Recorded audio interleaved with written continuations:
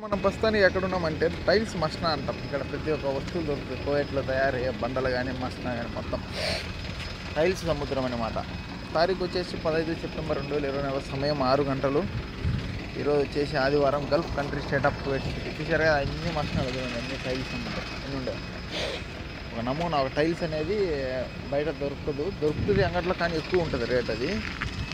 కానీ అది రేటు ఎక్కువ కాబట్టి పెద్దగా వాళ్ళు తెప్పారు. ఇక్కడ ఏంటంటే మనం దండికి తీసుకుంటాం కాబట్టి మనకు నచ్చిన మోడల్లో పాలిష్ బాగా పెట్టి ఇస్తారు. దాని రేటు కూడా ఇక్కడ కొద్దిగా బయట కంటే ఇక్కడ ఒక 100 రూపాయలు తక్కువే ఉంటుంది. అంటే బయట కాటన్ దినార్ ఉన్నది అనుకో 275 రూపాయలు కువైట్ లెక్క. ఇక్కడ 750 పీసులు ఉంటుంది. అంటే 75 రూపాయలు తగ్గుతుంది.